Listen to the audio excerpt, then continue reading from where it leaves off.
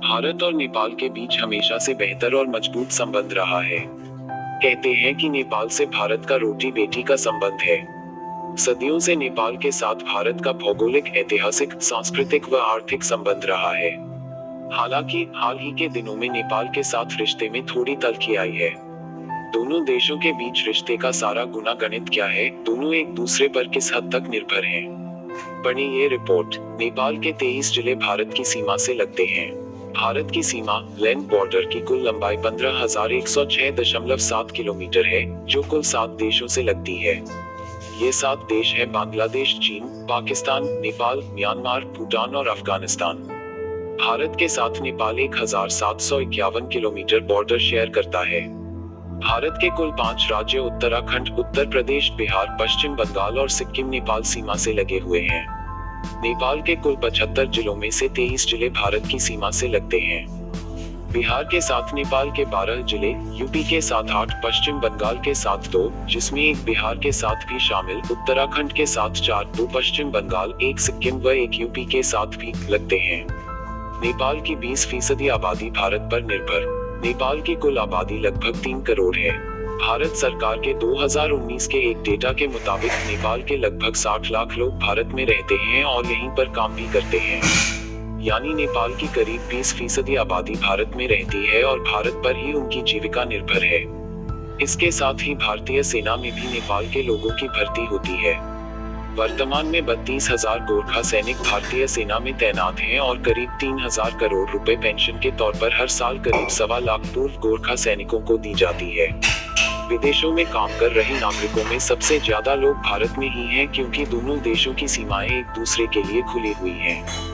जहां किसी तीसरे देश में काम करने के लिए नेपालियों को लेबर परमिट के लिए आवेदन करना पड़ता है, वहीं भारत में काम करने के लिए ऐसे किसी परमिट की जरूरत भी नहीं पड़ती है। भारत सरकार हर साल लगभग 3,000 नेपाली छात्रों को स्कॉलरशिप देती है। इसके साथ ही भारत के संस्थानों में भारी संख्या में नेपाली पढ़ते हैं। एक रिपोर्ट के मुताबिक विदेश से आने वाले छात्रों में 26% नेपाली होते हैं। भारत के 6 लाख लोग नेपाल में रहते हैं। भारत सरकार की 2019 की एक रिपोर्ट के मुताबिक नेपाल में भारत के करीब 6 लाख लोग रहते हैं। इनमें से ज्यादातर लोग बिजनेस के लिए नेपाल जाते हैं। सीमा से सटे इलाकों के कई ऐसे लोग भी हैं जो रहते तो भारत में हैं, लेकिन उनकी जीविका नेपाल से चलती है। भारत की कई प्राइवेट और सरकारी कंपनियां भी नेपाल में काम करती हैं। एक रिपोर्ट के मुताबिक नेपाल के एफडीआई में 30% हिस्सा भारत से आता है। भारत के साथ सीमा व्यापार में नेपाल सबसे टॉप पर। भारत अपने 6 पड़ोसी देश चीन, पाकिस्तान, नेपाल, बांग्लादेश, भूटान और अफगानिस्तान के साथ कुल 90,000 करोड़ रुपए का सीमा व्यापार करता है, जो भारत के कुल व्यापार का 1.56% है। भारत जिन 6 पड़ोसी देशों से व्यापार करता है, उनमें नेपाल टॉप पर है।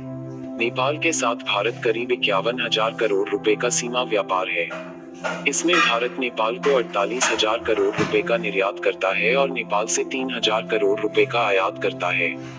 नेपाल को सबसे ज्यादा रेमिटेंस भारत से मिलता है। पिछले वित्तीय वर्ष में नेपाल ने कुल 64,000 करोड़ रुपए रेमिटेंस के रूप में प्राप्त किया था। इसमें से भारत से 12,000 करोड़ रुपए रेमिटेंस भारत में काम कर रहे नेपाली जो पैसा घर भेजते हैं के तौर पर मिला। यह नेपाल को किसी भी देश से हासिल होने वाले रेमिटेंस में सबसे ज्यादा है।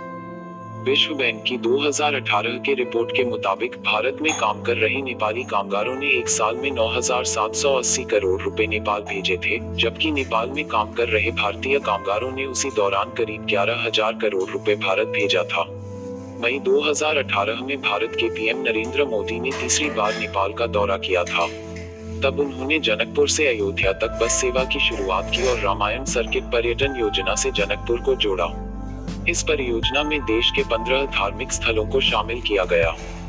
इनमें भारत में आने वाले स्थानों में उत्तर प्रदेश अयोध्या, श्रृंगेरपुर, चित्रकूट बिहार, सीतामढ़ी, बक्सर, दरभंगा, पश्चिम बंगाल, नंदीग्राम ओडिशा, महेंद्रगिरी छत्तीसगढ़, जगदलपुर तेलंगाना, भद्राचलम तमिलनाडु, रामेश्वरम कर्नाटक, हम्पी महाराष्ट्र, नासिक नागपुर मध्य प्रदेश, चित्रकूट को शामिल किया गया है। 2015 में नेपाल में भीषण भूकंप आया था। इस भूकंप में 9,000 लोगों की जान गई थी। भारत ने नेपाल को 233 करोड़ रुपए की मदद की।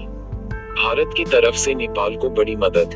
हाल ही में कोरोना से निपटने के लिए भारत ने नेपाल को लगभग 23 टन जरूरी दवाइयां भेजी थी। इसके बाद नेपाल के प्रधानमंत्री केपी शर्मा ओली ने ट्वीट कर मोदी का आभार जताया था।